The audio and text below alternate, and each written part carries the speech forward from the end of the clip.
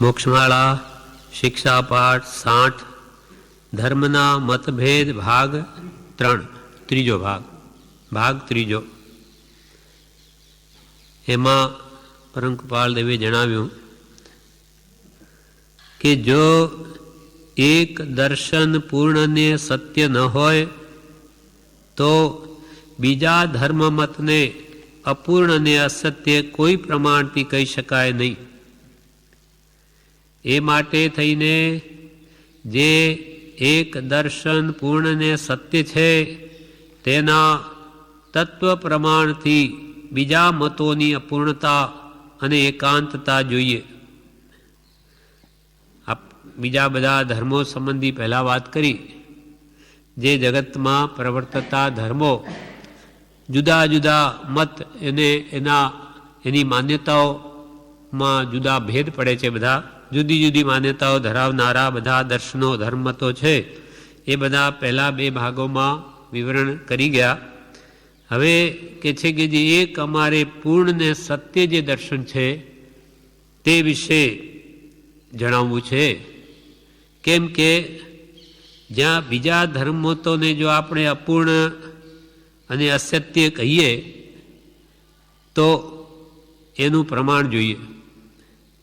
અને જ્યાં સુધી એક દર્શન કે જે સત્ય છે એ તત્વ પ્રમાણથી સત્ય કરી ન બતાવીએ ત્યાં સુધી બીજા ધર્મોની અસત્યતા તેના સાથે તુલના કરીને કહી શકાય નહીં કે ભાઈ આ વસ્તુ સંપૂર્ણ સત્ય છે. આમાં જે ગુણો છે આમાં આટલા નથી, તેથી એ બીજા ધર્મ અસત કહેવાય. એટલે એના માટે પહેલું જે સત્ય દર્શન હોય તે પુરવાર કરી બતાવવું જોઈએ અને પછી બીજા સાથે તુલના કરવી જોઈએ. વિવેચનમાં એના વિશે કહે છે કે જૈન દર્શન અનેકાંત હોવાથી સંપૂર્ણ છે. બીજા બધા ધર્મો એકાંતિક છે.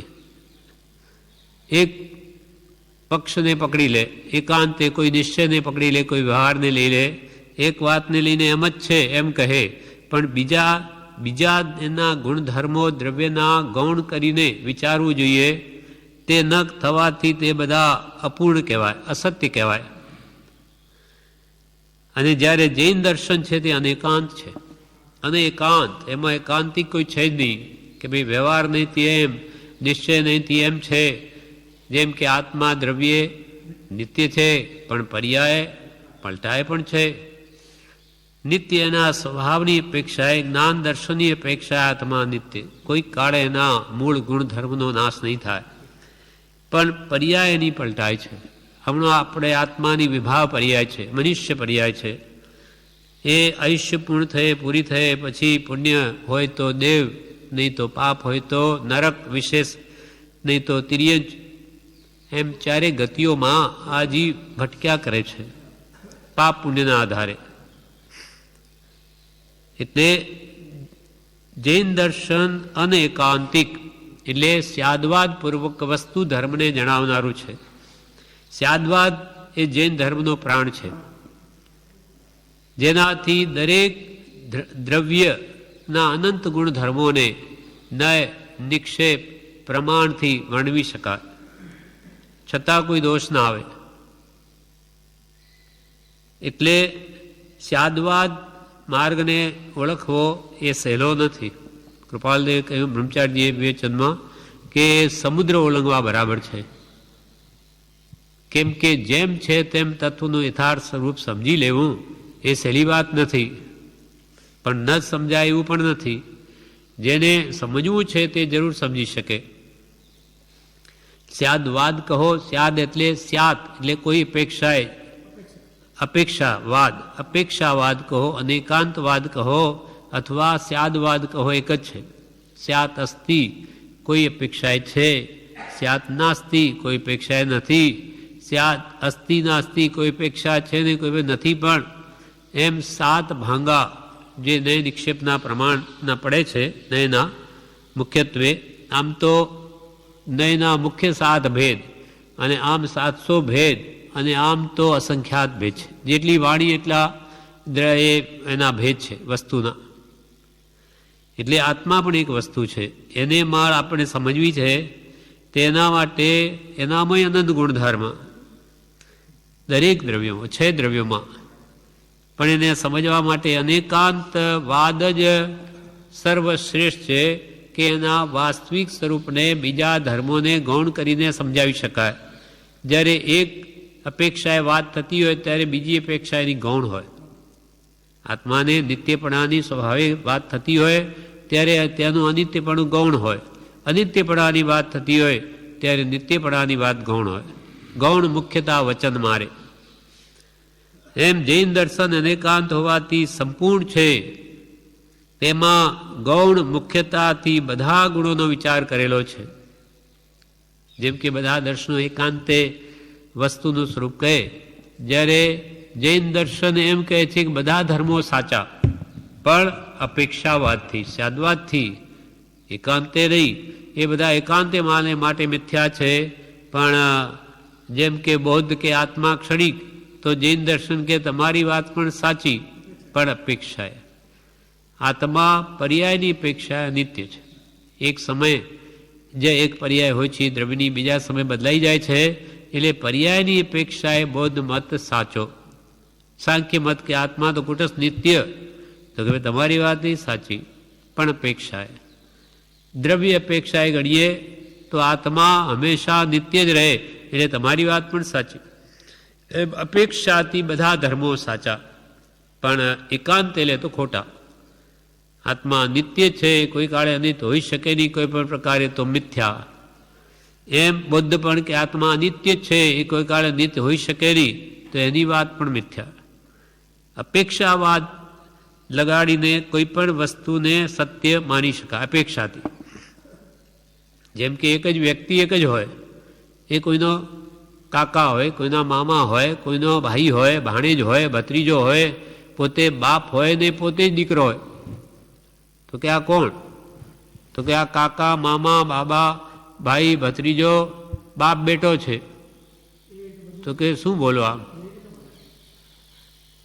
તો કે આમ તો કંઈ સમજાય નહીં. તો કે આ એક જ વ્યક્તિ બધો જ છે. તો કે એમ કેમ હોઈ શકે? બાપ પણ હોઈ શકે, બેટો પણ હોઈ શકે? તો કે હા. તો કેવી રીતે સમજાવો? તો કે ભાઈ એના બાપ બેટાની અપેક્ષાએ પોતે બાપ છે, પણ જ્યારે એના બાપની અપેક્ષાએ જોઈએ તો પોતે જ બેટો છે. એમ કઈ અપેક્ષાએ તમે વાત કરો છો? એ અપેક્ષા ધ્યાનમાં લે તો એ વાત સાચી.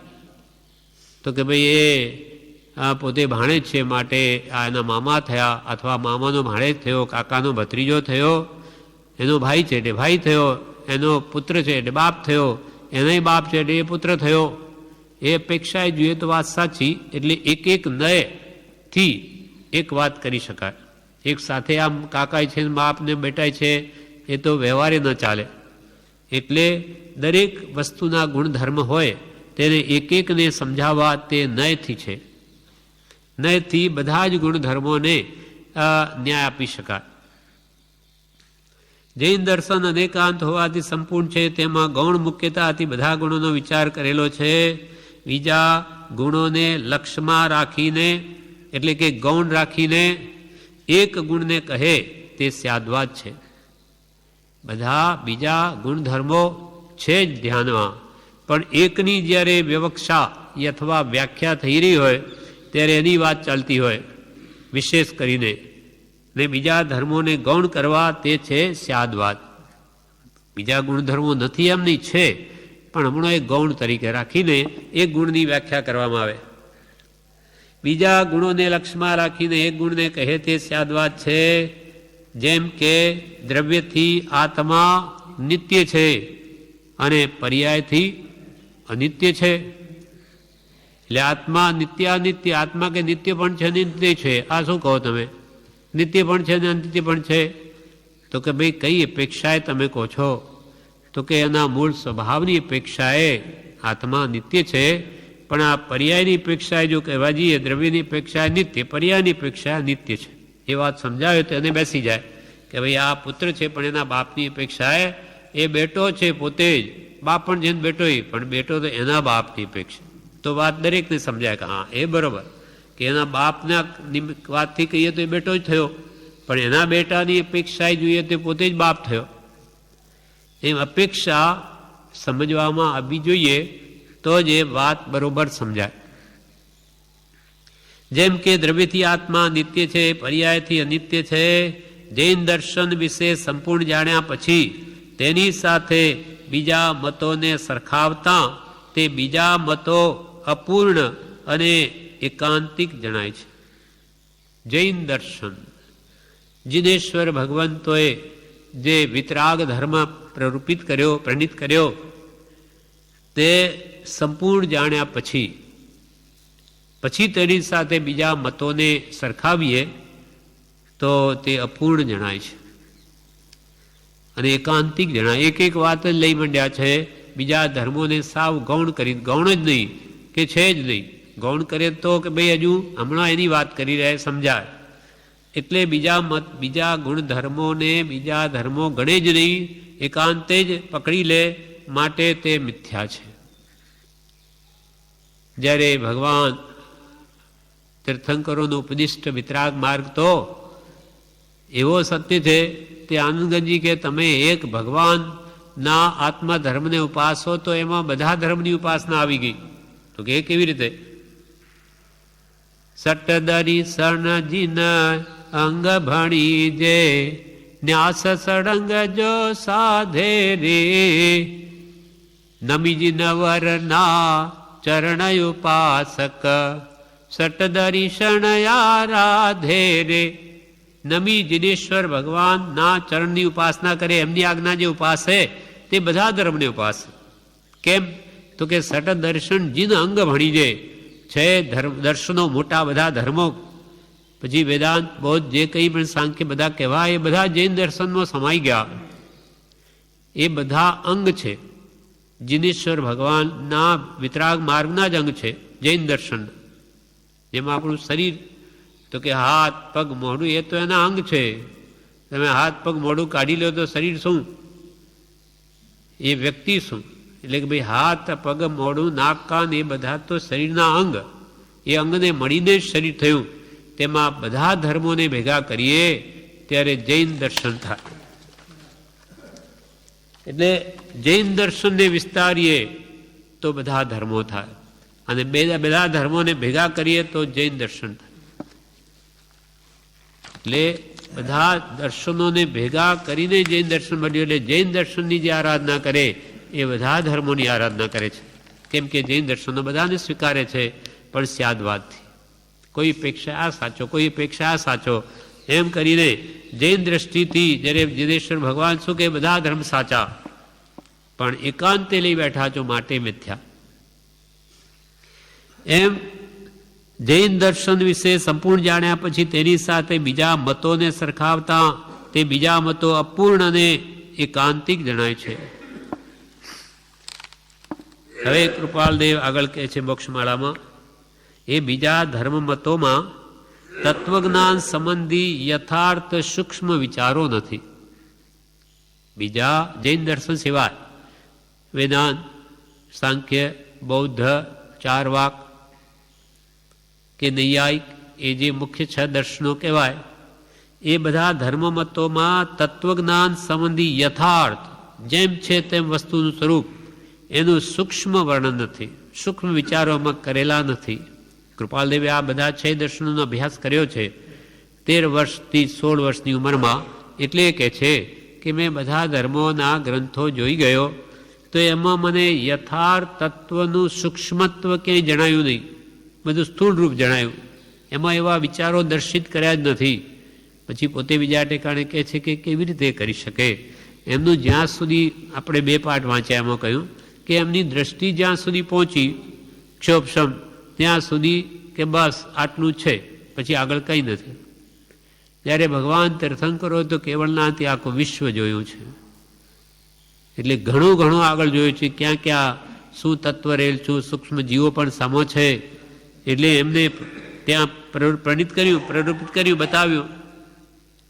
અને કેટલાક ઓલી જગત કરતાનો બોધ કરે છે, પણ જગત કરતા પ્રમાણ વડે સિદ્ધ થઈ શકતો નથી.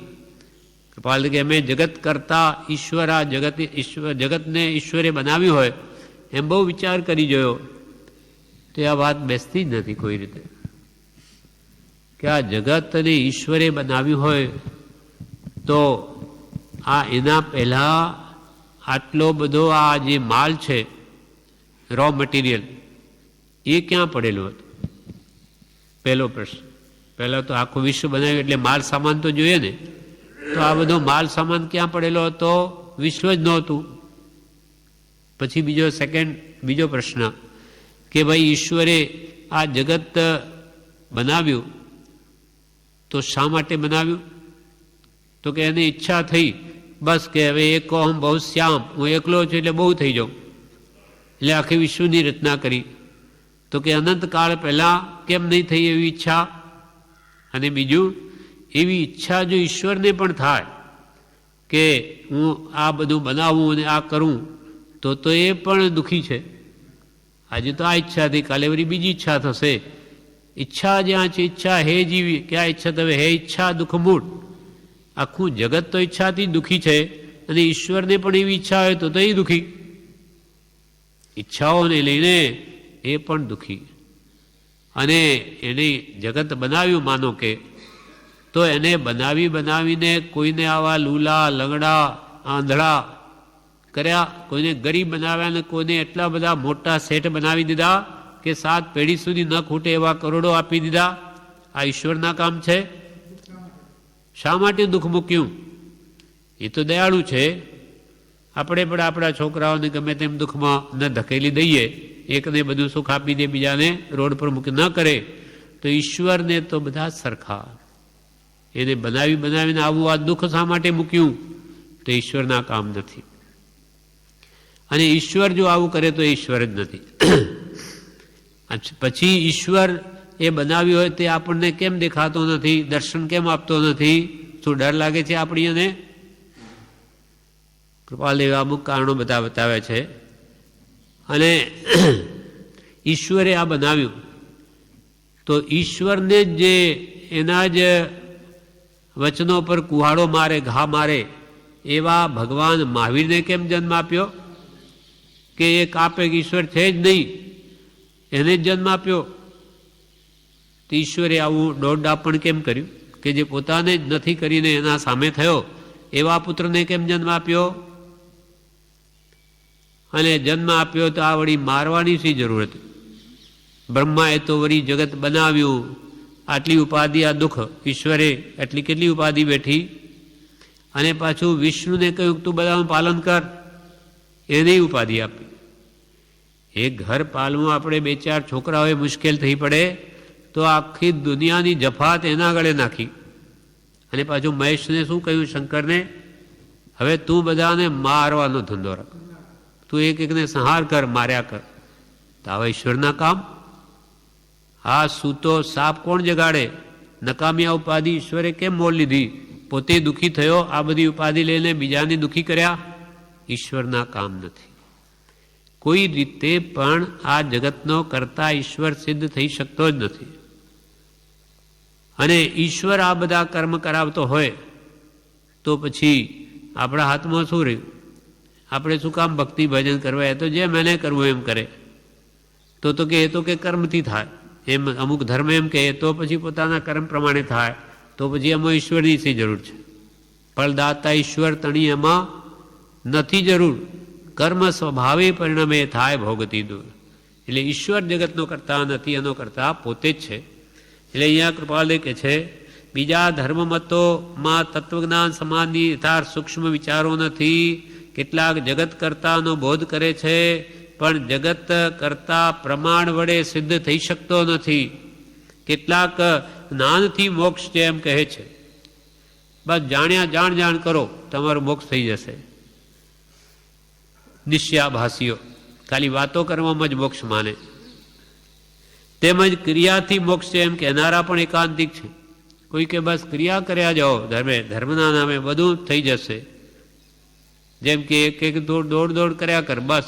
અરે પણ જવું ક્યાં છે? તો કે તો પછી ખબર પડશે, તું દોડવા માંડ. એના જેવું છે. ક્રિયા કર્યા કર, ક્રિયા કરીને કરવું છે શું? શું ધ્યેય બાંધ્યો, તો એમાં કેટલી પ્રાપ્તિ થઈ ક્રિયા કરીને એ તો ધ્યાનમાં લેવું જોઈએ. કેટલાક ક્રિયાથી મોક્ષ એમ કહેનારા પણ એકાંતિક છે. જ્ઞાન ક્રિયા એ બંનેથી મોક્ષ કહેનારા તેના યથાર્થ સ્વરૂપને જાણતા નથી. એટલે કોઈ એમ કે છે કે જ્ઞાન અને ક્રિયા બેથી મોક્ષ છે, પણ કેવી રીતે એનું યથાર્થ સ્વરૂપ તો વર્ણવો કે ભાઈ પહેલાં જ્ઞાન મેળવવું તો કોનાથી મેળવવું? સદગુરુથી કે સત્પુરુષ જેણે આત્મા જાણ્યો, જે મોક્ષ માર્ગમાં જાણનારા છે, માર્ગને પામેલો છે, માર્ગ પમાડશે વગેરે જે ક્રમબદ્ધ વ્યાખ્યા જ્ઞાન મેળવવું, કોનાથી મેળવવું, કયું જ્ઞાન મેળવવું, કોના સંબંધીનું, ભૌતિક કે આત્મિક, એ બધું ક્રમબદ્ધ વર્ણવી શક્યા નથી. જ્ઞાન અને ક્રિયા એ બંનેથી મોક્ષ કહેનારા તેના યથાર્થ સ્વરૂપને જાણતા નથી અને બંનેના ભેદ શ્રેણીબદ્ધ નથી કહી શક્યા. એ જ એમની સર્વજ્ઞતાની ખામી જણાય છે. ક્યાંથી કહે? સર્વજ્ઞપણું પ્રાપ્ત થયું હોય તો કહે, નહીં તો ક્યાંથી કહે? સતદેવ તત્વમાં કહેલા અષ્ટાદશ દૂષણોથી એ ધર્મ મત સ્થાપકો રહિત નહોતા. સાચા દેવ અરિહંત જે જૈન દર્શનમાં કહેવાય એ 18 દૂષણથી રહિત છે. તે બીજા ધર્મ મતના સ્થાપકોમાં એ 18 દોષો જોવા મળે છે. એમાંના જ કોઈ બધા કે થોડા એનાથી રહિત નથી. તો એ 18 દૂષણથી રહિત ન હોય તે સતધર્મ મતનો સ્થાપક હોઈ શકે નહીં. સતદેવ તત્વમાં કહેલા અષ્ટાદશ દૂષણોથી એ ધર્મ મત સ્થાપકો રહિત નહોતા. એમ એઓના ગૂંથેલા ચરિત્રો પરથી પણ તત્વની દ્રષ્ટિએ દેખાય છે. એમણે જે ગ્રંથો ગૂંથ્યા ધર્મ મત સ્થાપકોએ, એમના ચરિત્રો ઉપરથી અને એમને બોધેલા તત્વજ્ઞાન ઉપરથી આ સિદ્ધ થાય છે કે જણાય છે કે એ ધર્મ મત સ્થાપકો 18 દૂષણથી રહિત નહોતા.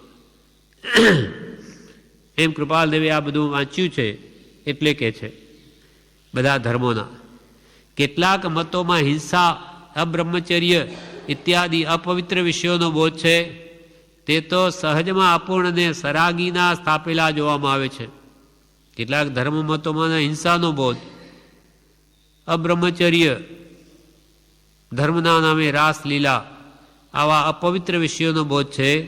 તે ધર્મો તો સહજમાં જ અપૂર્ણ અને સરાગી રાગ સહિત એવા ધર્મ મત સ્થાપકોના બનાવેલા છે, એમ સહજ જણાઈ આવે છે.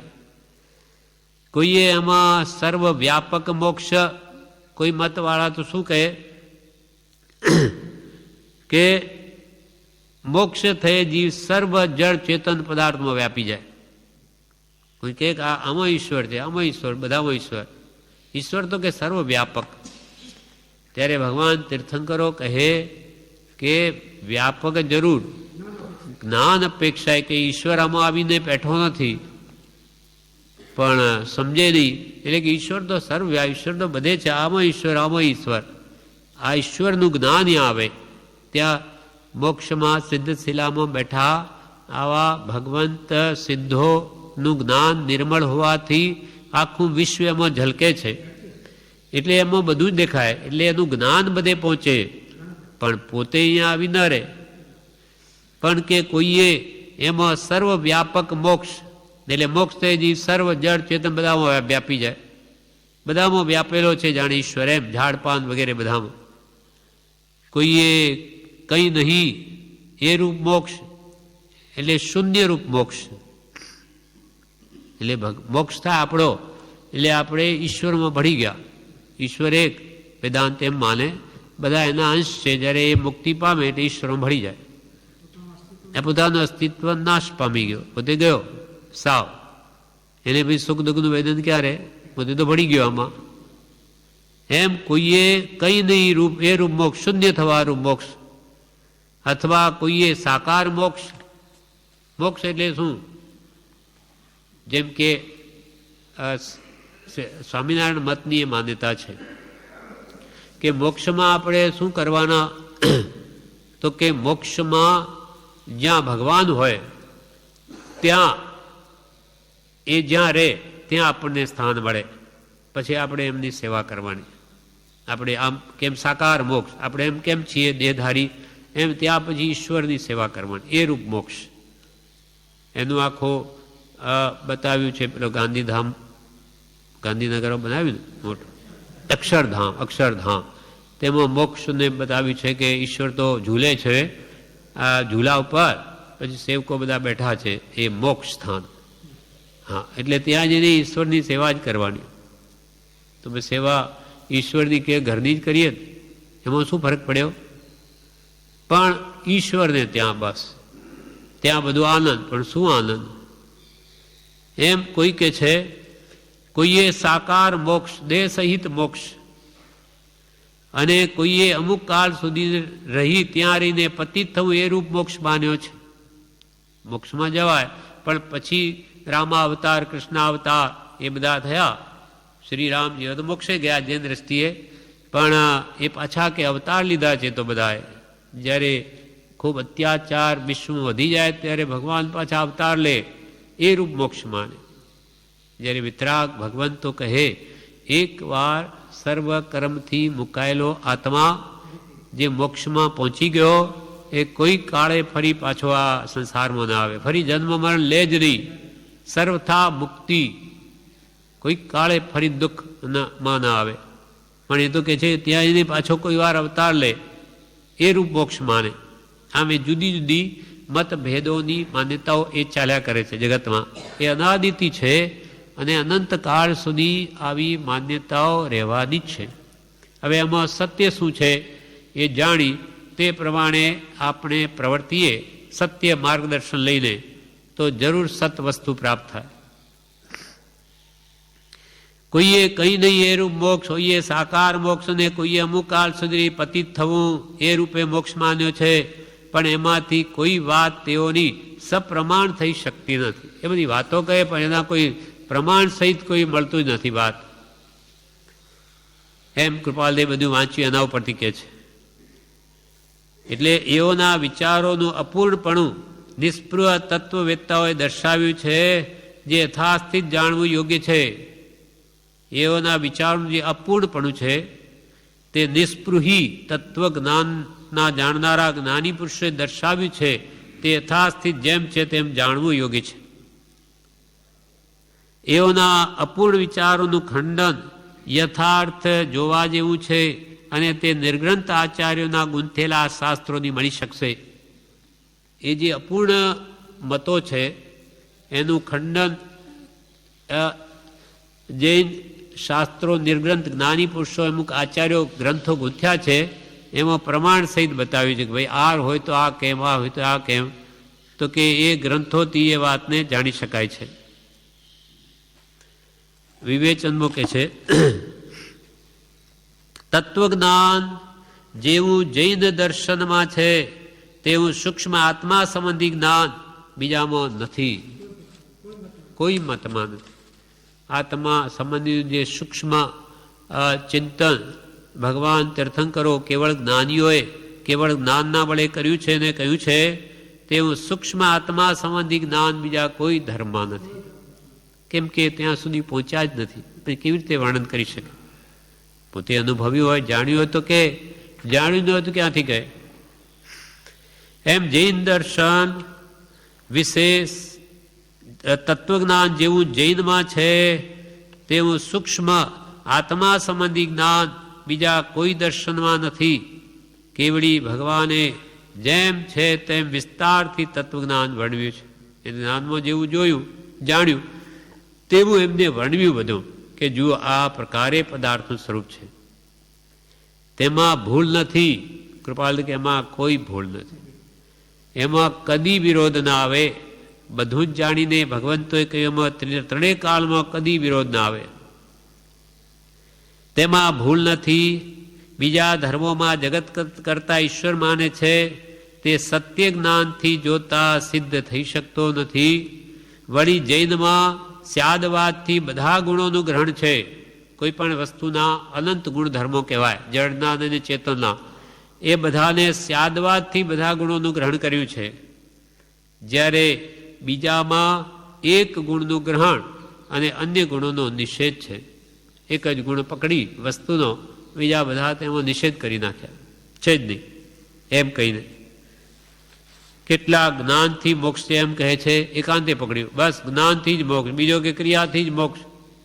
કેટલાક એકાંતે કેવી રીતે એ કહે છે, કેટલાક જ્ઞાનથી મોક્ષ છે એમ કહે છે, તે એકાંતિક છે, સાથે ક્રિયાની પણ જરૂર પડે છે.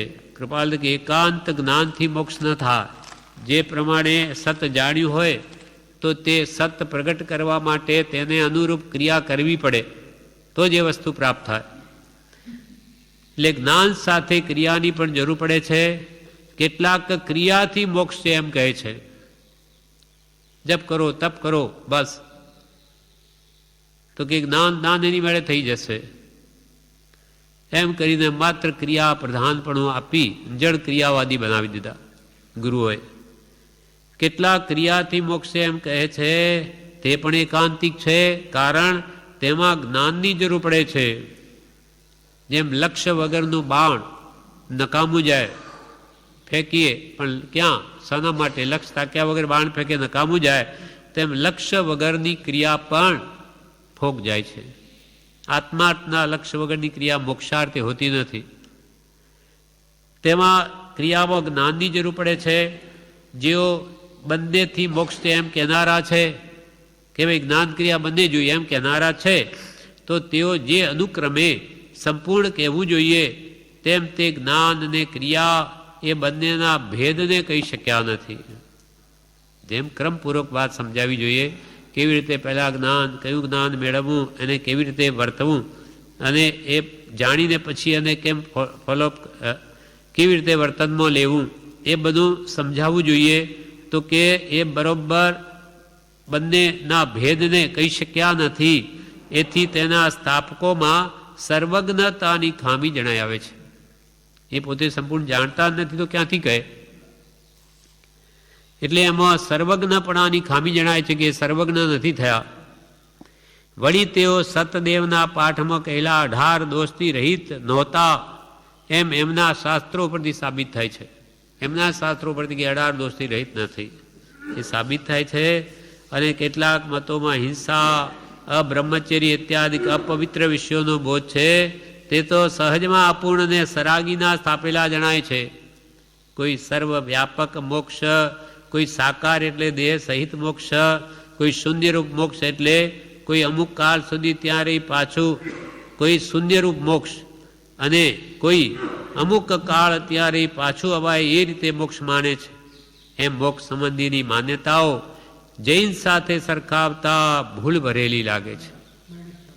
જૈન ધર્મ વિતરાગ ભગવંતોએ જે શુદ્ધ ધર્મ પ્રરૂપ્યો એની સાથે બીજા ધર્મોની માન્યતાઓ સરખાવીએ તો કે છે એ ભૂલ ભરેલી લાગે છે, અપૂર્ણ લાગે છે, બરાબર નથી લાગતી.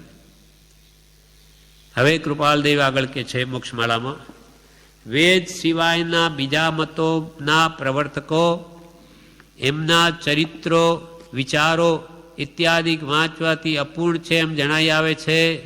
વેદે પ્રવર્તક ભિન્ન ભિન્ન કરી નાખી બે ધડકતાથી વાત મર્મમાં નાખી ગંભીર ડોળ પણ કર્યો છે. છતાં એમના પુષ્કળ મતો વાંચવાથી એ પણ અપૂર્ણ અને એકાંતિક જણાઈ આવશે. વેદ સિવાયના બીજા મતોના જે ધર્મ પ્રવર્તકો છે એમના ચરિત્રો અને એમના વિચારો જો વાંચીએ તો એ અપૂર્ણ જ જણાય, એમાં કંઈ ઊંડું તત્વ જણાતું નથી. જ્યારે વેદાંતમાં એ લોકોએ શાસ્ત્રો રચ્યા છે, વેદ બનાવ્યા છે, એટલે વેદમાં જુદા જુદા દર્શનોના જુદા જુદા પ્રવર્તકો એ ખૂબ વિસ્તાર કર્યો છે વેદાંતમાં. તેમાં ઋગ્વેદ, સામવેદ, યજુર્વેદ, અથર્વવેદ એ 4 વેદ કહેવાય છે. તે ઘણા પ્રાચીન છે, પરંતુ જૈન સાથે સરખાવતા તે અપૂર્ણ અને સદોષ જણાય છે એ વેદો પણ. આ બધા એ ગણધરો હતા ભગવાન મહાવીરના, ઇન્દ્રભૂતિ આદિ એ ભાઈઓ, એ બધા વેદાંતી જ હતા, વેદ ધર્મના પ્રકાર હતા જાણનારા. પણ ભગવાન સાક્ષાત હતા ત્યારે એમના મનમાં જે શંકાઓ હતી તે વેદથી જ નિવારણ કરી કે તમને આ વેદમાં અહીંયા શંકા પડી છે, વિરોધાભાસ અંદર આવ્યો વેદમાં, તે એનો ખુલાસો કોણ કરે જ્ઞાની સેવાય? ભગવાન તો સર્વજ્ઞ મહાવીર ભગવાન. એટલે એને કે જો આનો અર્થ એમ થાય, આ એમ ગણવાનું, આમ સમજવાનું, એટલે એમને બેસી ગયું. એટલે આત્માની શંકા હોવા છતાં 500 શિષ્યો બનાવ્યા વેદના આધારે, અને પોતે શંકામાં ગળકા ખાય. છતાં પણ જૈન દર્શનની સાથે સરખાવવામાં આવે તો એ વેદ અપૂર્ણને સદોષ જણાય છે. હવે કૃપાલદેવ મોક્ષમાળામાં કહે છે કે જે પૂર્ણ દર્શન વિશે અત્રે કહેવાનું છે તે જૈન એટલે નિરાગીના સ્થાપન કરેલા દર્શન વિશે છે. અમારે જે એક દર્શન પૂર્ણ ને સત્ય કહેવાનું છે તે જૈન દર્શન છે. દર્શન એટલે ધર્મ, જૈન ધર્મ કહો, જૈન દર્શન કહો. ષટ દર્શન એટલે 6 મુખ્ય ધર્મો. જૈન દર્શન તે નિરાગીના સ્થાપન કરેલા દર્શન વિશે છે. હા, સર્વજ્ઞ, સર્વજ્ઞ એટલે જેને સર્વ જાણ્યું આવા વીતરાગ પરમાત્મા અરિહંત ભગવંત એમણે આ નિરાગી દર્શન ઉપદેશ્યું છે. વીતરાગ માર્ગ ઉપદેશ્યો છે, એ વિશે અમારે કહેવું છે. એના બોધદાતા, એ વિતરાગ દર્શનના બોધદાતા કેવા હતા? સર્વજ્ઞ અને સર્વદર્શી હતા. કાળ ભેદ છે તો પણ એ વાત સિદ્ધાંતિક ગણાય છે. એ સર્વદર્શી, અનંત જ્ઞાની ને અનંત દર્શી હતા.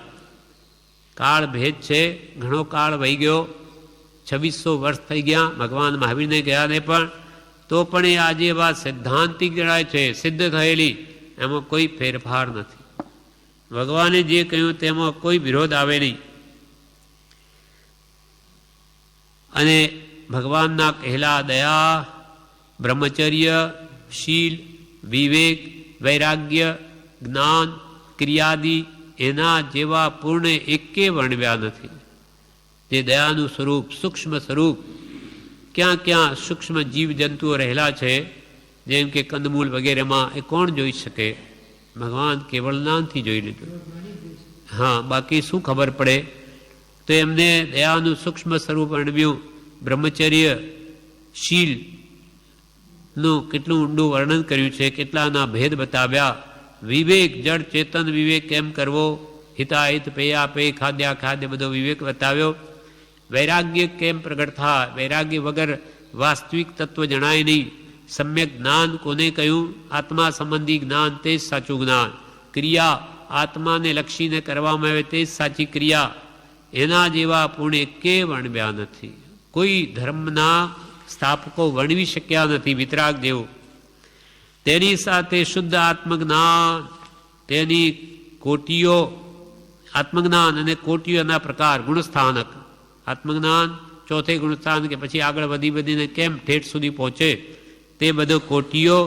જીવનના ચવન એટલે એક દેહમાંથી બીજા દેહમાં જવું, પછી જન્મ, ગતિ, 4 ગતિનું વર્ણન. વિગતિ, વિગતિ એટલે વિગ્રહ ગતિ, વાટે વહેતા જીવની ગતિ, તે વિગ્રહ ગતિ. અહીંયા દેહ છૂટી ગયો, અહીંયાથી જીવ નીકળી ગયો, બીજા દેહમાં પ્રવેશ થયો નથી, વચ્ચે જે 2-3 સમયનો કાળ છે તેને વિગ્રહ ગતિ કહેવાય. તો એ ત્યાં એ જીવની સાથે શું હોય? તો કે કારણ તેજસ વર્ગણાઓ હોય. એ જીવને જ્યાં કર્મ બાંધ્યા હોય તે ખેંચી જાય. એનું વર્ણન. યોનિ દ્વાર, ઉત્પત્તિ સ્થાન, 84 લાખ જીવાયોની, એનું વર્ણન. પ્રદેશ એટલે અરૂપી વસ્તુનો અવિભાગી અંશ, તે પ્રદેશ કહેવાય.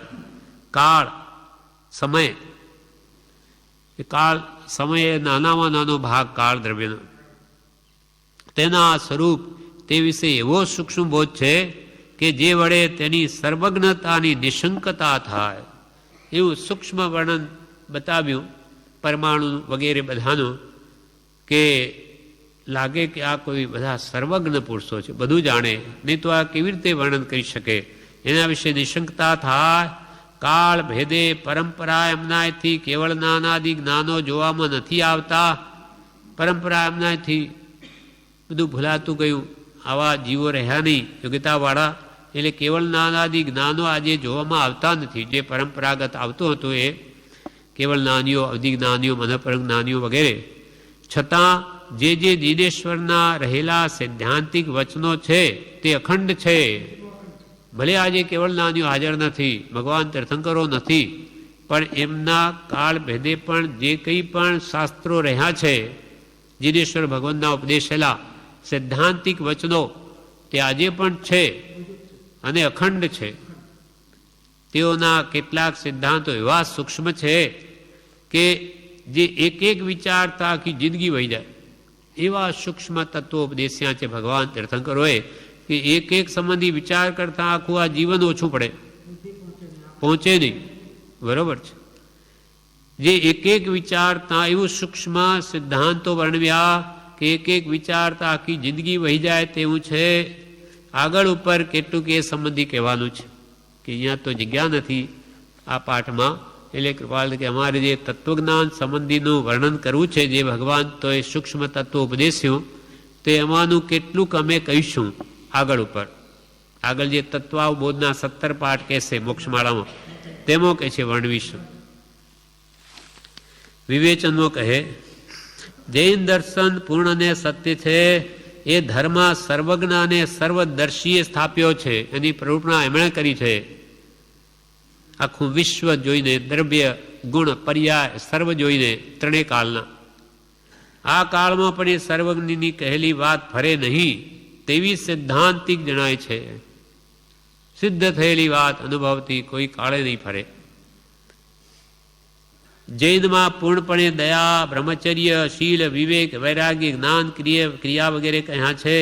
બીજા ધર્મમાં ઉપલક સામાન્ય સ્થૂળ વાત કરી છે કે ભાઈ મોટા જીવોને નહીં મારવા, એમને કંદમૂળ આદિ કે બીજામાં જીવો રહેલા છે એ ખબર જ નથી, તો કેવી રીતે એનો એ નિષેધ કરે. એટલે સ્થૂળ વાત કરી છે ઉપલક, કે ભાઈ આ બધા દેખાય છે ને એ જીવોને મરાય નહીં, એમ બીજા ધર્મોમાં ઉપલક સામાન્ય આવી દયાની વાત કરી છે. બીજી પણ ઉપલક છે બધી વાતો, અને તે વિરોધવાળી પણ હોય છે. એમાંય પાછો વિરોધાભાસ આવે કે હિંસાની વાત કરે ને કે હિંસાને કંઈ ઠેકાણા વગરનું લાગે કે ભાઈ એકવાર તો એમ કે એકવાર એમ કેમ કે સ્યાદવાદપૂર્વક નથી. તત્વને યથાર્થ સમજીને એનો ઉપદેશ કરવામાં આવ્યો નથી, માટે એમાં વિરોધ પણ આવે. એક વસ્તુને પ્રમાણપૂર્વક સંપૂર્ણપણે કહેવા માટે સ્યાદવાદ જોઈએ, તે બીજા ધર્મ નથી. બીજા ધર્મમાં સ્યાદ અપેક્ષાએ કોઈ છે નાસ્તી 7 નય 700 નય વગેરે કંઈ નહીં હોવાથી એ વસ્તુનું વાસ્તવિક સ્વરૂપ વર્ણવી શક્યા જ નથી. એક વસ્તુને એટલે વસ્તુના અનંત ગુણધર્મો છે, એ બધા કેવી રીતે વાણીમાં એક સાથે આવે? એના માટે સ્યાદવાદ જ જોઈએ.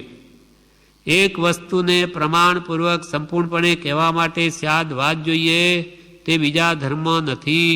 આત્મજ્ઞાન, તેની કોટીઓ એટલે ગુણસ્થાન, જીવનું એક દેહ છોડી બીજા દેહમાં જવું, વિગ્રહ, ગતિ, ઉત્પત્તિ, સ્થાન, પ્રદેશ એટલે અરૂપી વસ્તુનો અવિભાગી અંશ, કાળ, પર્યાપ્તિ 6 પર્યાપ્તિ કહેવાય. એટલે આહાર, શરીર, ઇન્દ્રિય, ભાષા, શ્વાસોશ્વાસ અને મન, એ 6 પર્યાપ્તિ. પછી કર્મબંધ કેવી રીતે થાય અને કર્મોથી કેમ છૂટાય એની વ્યાખ્યા, મોક્ષ શું, કેમ મેળવી લેવાય, મોક્ષ પ્રાપ્તિ કેમ થાય વગેરે વિશ્વના દરેક તત્વ વિશે સૂક્ષ્મ બોધ જીનેશ્વર પ્રણીત શાસ્ત્રોમાં છે. જીનેશ્વર ભગવાન તે જે શાસ્ત્રો પ્રણિત કર્યા તેમાં બધું જ એનું વર્ણન છે. તત્વાર સૂત્ર આદિ ગ્રંથોમાં જે સિદ્ધાંતો છે તે ફરે નહીં એવા છે. તત્વાર સૂત્રમાં જે સિદ્ધાંતો મૂક્યા છે, કર્મના સિદ્ધાંતો કે બીજા, એ કોઈ ફરે નહીં, કોઈ કાળે નહીં ફરે. અનંત કાળ પહેલા પણ એમ જ હતું, આજે પણ એમ જ છે ને એમ જ રહેવાના, ત્રણેય કાળ. એમ તત્વાર સૂત્ર આદિ ગ્રંથોમાં જે ભગવાનના કહેલા સિદ્ધાંતો ઉપદેશ્યા છે તે ફરે નહીં એવા છે. તેમાંના એક એક સૂત્રનો વિચાર કરતા પાર ના આવે એવું છે. આગળ તત્વજ્ઞાનના પાઠમાં, તત્વાવબોધના પાઠમાં એ સંબંધી કેટલું કહેવાશે. હવે કૃપાલદેવ અંતિમ પેરેગ્રાફમાં કહે છે, જીનેશ્વરના કહેલા ધર્મમતથી કોઈ પણ પ્રાણીને લેશ ખેદ ઉત્પન્ન થતો નથી. ભગવાન તીર્થંકરોએ જે ધર્મોપદેશો, એનાથી કોઈ પણ પ્રાણીને દુઃખ નહીં થાય એવો ધર્મોપદેશ. એટલે કે નાનામાં નાના જંતુઓ ક્યાં રહેલા છે તે એમના જ્ઞાનમાં દેખાવાથી તેમની પણ દયા ભગવાનની ઉપદેશી છે. કંદમૂળનો કેમ નિષેધ કર્યો કે ભાઈ ત્યાં બહુ જીવો છે અંદર, એ બધા મરી જશે, તમે એને છેદશો કે ખાશો તો ભગવાને એમની પણ રક્ષા ઉપદેશી.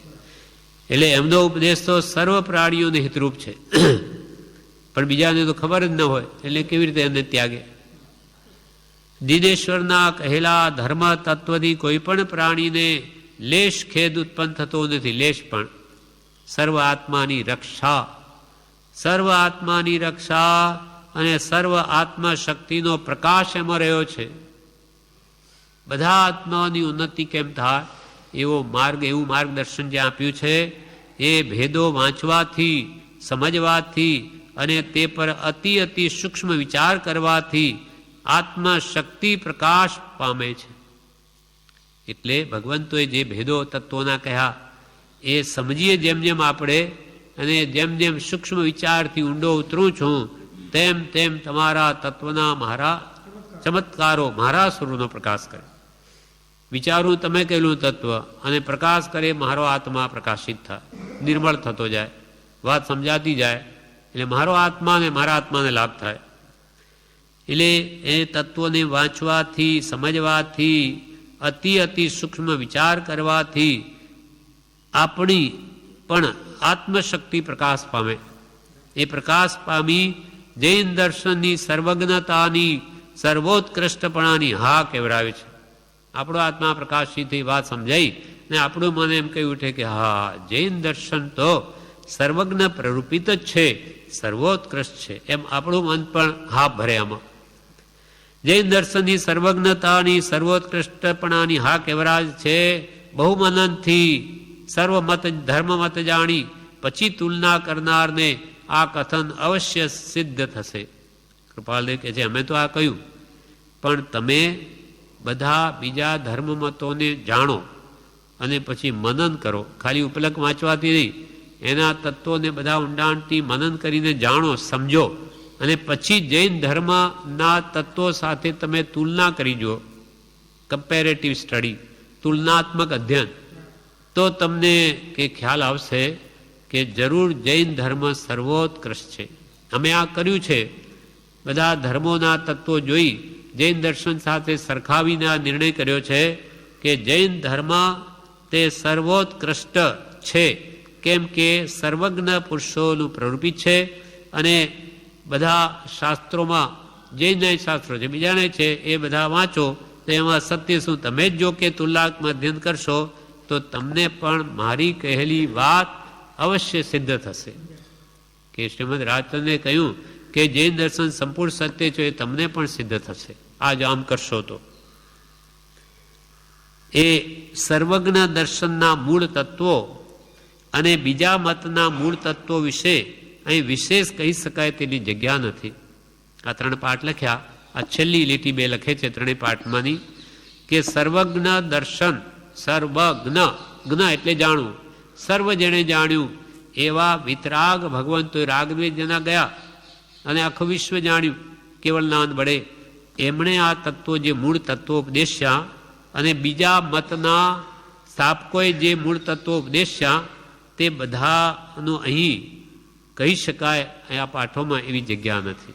એટલે કે અમે આગળ તત્વાબોધમાં કેટલુંક એ વિશે કહીશું. આ પ્રમાણે આ પાઠ ત્રણેય મતભેદના પૂરા થયા. હવે વિવેચનમાં છેલ્લું કહે છે જીનેશ્વરના કહેલા ધર્મ તત્વથી સર્વ આત્માની રક્ષા થાય છે, એમાં બધાનું ભલું છે. વિતરાગ ધર્મને આરાધવાથી કોઈને લેશ પણ દુઃખ ઉપજવાનું કારણ થતું નથી. તેનું તત્વજ્ઞાન સૂક્ષ્મપણે વિચારવાથી આત્માની સર્વ શક્તિઓ પ્રકાશ પામે. આપણા આત્માના જ્ઞાન, દર્શન, ચારિત્ર એ વિશેષ નિર્મળ થતા જાય. તેથી એ જૈન દર્શન સર્વમાં ઉત્કૃષ્ટ છે એ માન્ય કરવું પડે છે. સર્વ ધર્મમતને બહુમનનપૂર્વક જાણી લીધા પછી તુલના કરનારને આ કથન અવશ્ય સિદ્ધ થશે. આ પ્રમાણે 3 પાઠ મતભેદના 58, 59 ને 60 મોક્ષમાળામાં વાંચ્યા, 2 દિવસમાં આપણે આ પૂરા થયા અને એનું વિવેચન પણ આપણે વાંચ્યું, મોક્ષમાળા વિવેચન. હવે આવા 3 પાઠ પ્રવેશિકામાં બ્રહ્મચારીજી લખ્યા છે, તે બહુ બધા કૃપાલના વચનો વગેરે આમો છે, તેમાં જુદી રીતે બધું સમજાવ્યું છે. એટલે એ આપણે કાલેથી લઈશું, તો એમાંય 2 દિવસ જશે. હા, એમાં એ વાત આપણને જ્ઞાની પુરુષના વચનો જ્ઞાની પુરુષના વચનથી સમજાય તે જ યથાર્થ છે. આ પ્રમાણે પ્રવેશિકા આવતીકાલે છે.